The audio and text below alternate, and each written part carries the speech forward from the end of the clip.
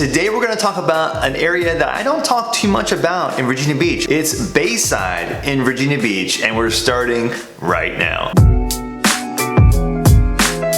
Hey, my name is Sam Santalone and I'm a real estate agent in the Hampton Roads area. I go from anywhere from Virginia Beach all the way past Williamsburg, and I do videos every week about living and moving to the area. So if you have any questions about living or moving to this area, let me know. I got my contact information in the description. You can reach out to me anytime you'd like, and I'll do whatever I can to help you. Now, today we're talking about Bayside. It's a pretty large section, and we're going to go into some details about it, because if you're planning to move to Virginia Beach, it's good to know what this area is all about, because if you want something that has a little bit more access to stuff but also a little bit more affordable at the same time, this might be an area to check out. We're going to talk about the real estate, we're going to talk about things to do, school districts, all the things that I normally talk about in these neighborhood videos. I'm going to talk about the cons too, because the reasons why this area is a little bit more affordability for what you're getting, there are some downsides to this area. We're going to talk first about where it is. Where is Bayside? Well, looking on the map, I'll show you on the northwestern side of Virginia Beach. You'll see that water that kind of comes down there. It's called Lake Smith. That's a large body of water that's not connected to an ocean, which is very uncommon in this area. But that whole section around Lake Smith is the general area of Bayside. It basically encompasses almost the entire northwestern section of Virginia Beach. Now, it's pretty close to a lot of stuff though. It's only a few minutes away from Little Creek Amphibious Base. It's maybe 15-20 minutes away from Norfolk Navy Base, and about 20 to 25 minutes away from the beach, the ocean front itself. And you're about 10 to 15 minutes away from downtown Virginia Beach, that town center area. But some of the convenience of this area is where it's located in relation to the rest of the city. It's close to Northampton Boulevard, Route 13. It takes you down towards Chesapeake. It takes you also all the way through Virginia Beach up to north through the eastern shore. That connects to Interstate 64 that goes to all the way to Hampton, all the way down to Chesapeake and through Virginia Beach, and also is close to Interstate 264 that takes you from Portsmouth and Norfolk all the way over to the ocean front of Virginia Beach. So you're pretty close to large major roads within a few minutes distance, especially depending on where you are in Bayside. Let's talk about the history of Bayside. There's a neighborhood now called Sajo Farms, which is a pretty new neighborhood built only several years ago.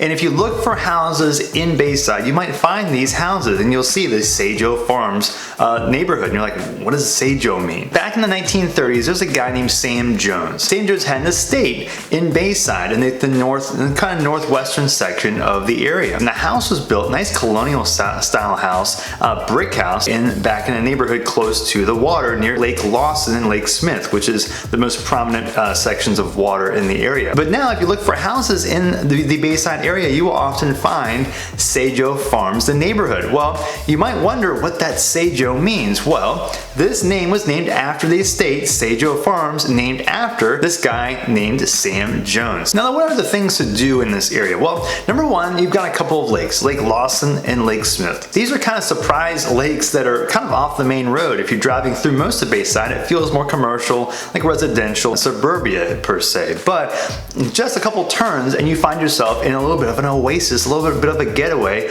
on these couple of lakes. Primarily the one, Lake Smith, is a large lake over 2 miles of lakefront, and it's right off of the main road, Route 13 Military Highway. You got places to park, you got fishing, great bass fishing in Lake Smith, and you've got a place for a boat launch as well. And this lake connects to a smaller one called Lake Lawson. Well, the interesting part about Lake Smith to me is that it's only 5 feet deep. And then you've got Bayville Farms Park, which is just outside of Bayside, the northeastern corner.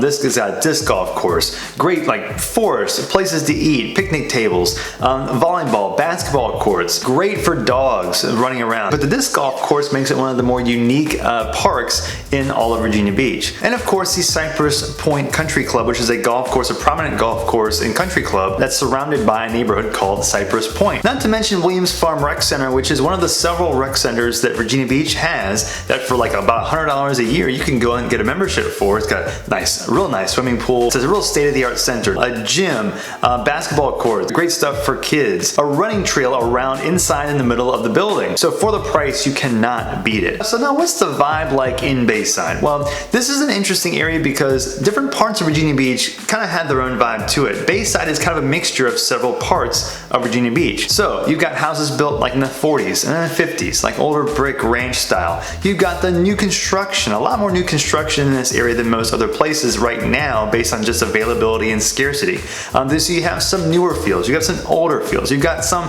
like 80s style kind of vibes going on. The commercial areas, the strip malls, sometimes they feel like a little bit new but kind of still dated, and then some places are a bit run down and older, and so you can get some good value based on where you are in this area, but at the same time you notice that the environment that you're going to be in might not feel like you might want it to be depending on where you are in the area. Norfolk borders this section of Bayside, and so as you drive from Norfolk into Virginia Beach, you'll notice it really doesn't feel that much different. And so there are parts of Virginia Beach as you drive into Bayside that feel very similar to what Norfolk feels like. And because of how the roads are designed, they kind of have this winding element to it. They kind of go around and around. It doesn't really give you a firm picture of where you are in relation to everything else, so it can be a little bit confusing sometimes. So because of the vast styles of houses and time periods they were built and the strip malls and all that, it can lead to a lack of a distinct identity in this area. Now the shopping, what is going on with the shopping in Bayside? Well, so just like with anything else in Bayside, you got a mixture. You've got Kroger, you've got Harris Teeter,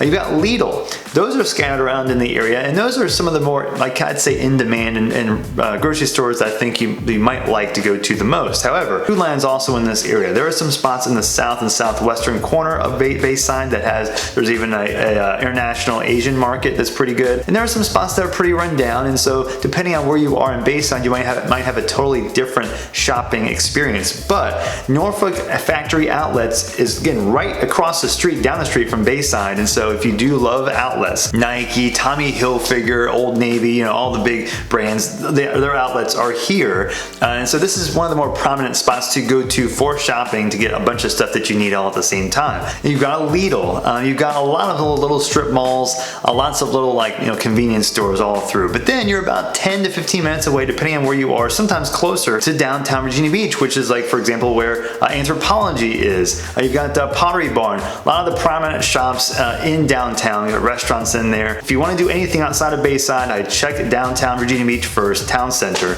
or go over to, you're 15-20 minutes away from downtown Norfolk as well for shopping. Now the real estate. This is interesting because there is some really good value in Bayside, depending on where you are.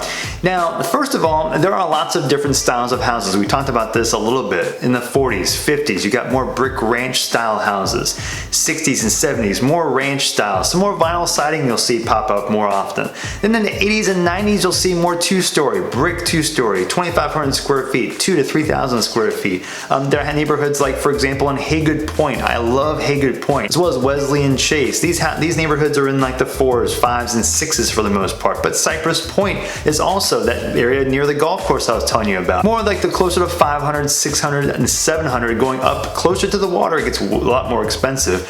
But one of the cool things about this whole area of Bayside is that you have some of the best, most affordable waterfront property in the entire city. The reason is because you got Lake Smith there. That is not an access point to the ocean, so you can get some more affordable if you want the view. You still want to be able to do some boating, some smaller level stuff. This is a great spot, and it feels like you're secluded even though you're only a few minutes away from main roads. So Lake Smith Terrace is a good example of a neighborhood in that area. And if you're on the water, you're talking closer to 5 and 6 and up. It depends on what kind of water access you have. That pales in comparison to what you might pay over like being on the water on like the Lynn Haven River, for example, like $800, $1 million plus. Sometimes you have to pay that here as well, but you can get better deals over here. So if you want water access, this is the place I would target first if you don't want to spend as much money, but you want the view, a little bit of the experience of being on the water without paying for the access to the ocean. But if we are talking value, I love Lake Smith Terrace a lot for what you're paying. And I mentioned Sajo Farm. I'm not personally a fan of some of the styles in the Sajo Farm, but a lot of people love it. You're talking to 5s, to 6s, usually. Sometimes in that $400,000 price range. It's got more of that manicured feel. Other options are Ridgely Manor. I mentioned Haygood Point, which is one of my favorite and most underrated neighborhoods in all of Virginia Beach. Lakeview Park, and a couple neighborhoods that are a little bit lower in price that are worth worth mentioning. One is Aragona, big neighborhood south and south kind of western part of Bayside. It can feel a little bit more run down, and there are some pockets in there though that feel really nice. So depending on what you want, you might get a good value in Aragona. Now if you talk to some neighbors, talk to some people that have lived here for a long time, they might have some stories about Aragona. There used to be a bad connotation to Aragona, and so some people like it, some people don't,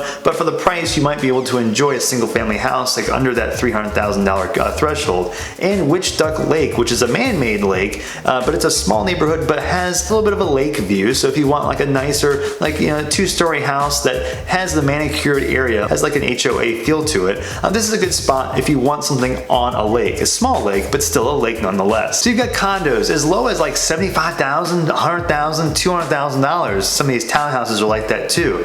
Upwards of, you know, condos in $350,000 to $400,000 price range. But single family houses, you're talking as low as the low to mid 200s, but mostly going into the 3s, 4s, 5s, and 6s. If you go back towards the water, you're talking up towards like $700,000 plus to $1 million and over that. But you can get a lot more for your money in Bayside as opposed to other parts of Virginia Beach, especially if you want to be on or near some sort of water. Now the restaurants I like around here, there are a few. One I have not mentioned before was called the Brass Bell. Like a real neighborly environment. You walk in, it's one big room, a bunch of tables. If sports game's on, real good steak. So if you want to support a local business and good food, I would check out the Brass Bell. Others I like the Rustic Spoon, which is near there too, and the Noodle Man. These are all just east of the main Bayside area, but it's close enough to where it's worth mentioning because you can drive there in a few minutes. But in addition to that, Mazzari Kebab. Big fan of the Mediterranean style, the gyros that they have. I think my favorite gyro in the area. And also Clean Eats, which is nothing really fancy at all, but if you want something that is a little bit more healthy, smaller portions, it's not super amazing, but I think for what you're getting,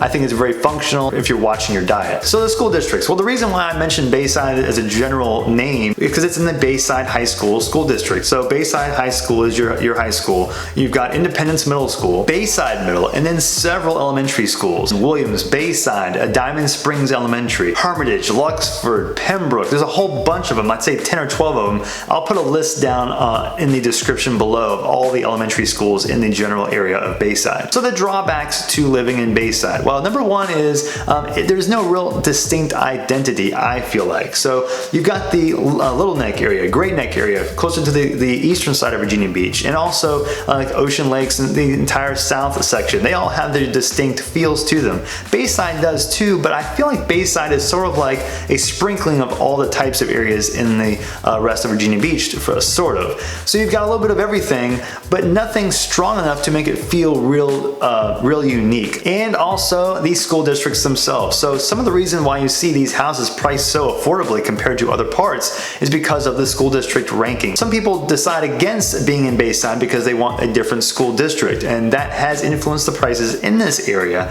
And so if schools are a big factor to you, I would definitely do some research on the rankings like niche.com, greatschools.org, and just talk to some people that are familiar with this area so they can give you some perspective on what it's like to live here and what these schools really are, whether it be from elementary school all the way up to high school. And also part of the reason why some of these houses are cheaper is because in some of the sections you have some that might feel a lot more run down. I would definitely check the crime statistics in some parts of Bayside to see, based on where you want to be, where you will be in relation to places that have higher crime statistics. So check that out as well. It really depends on where in Bayside. So if you can do some research, feel good about where the areas you like are in Bayside, you can get a really good bang for buck for the house that you want if you're okay with the other drawbacks that might come with living in Bayside. So if you have any questions about living in Bayside or other parts of the Hampton Roads area, including Virginia Beach through Williamsburg, please let me know. I've got my contact information in the description. You can reach out to me anytime you like, and I'll do whatever I can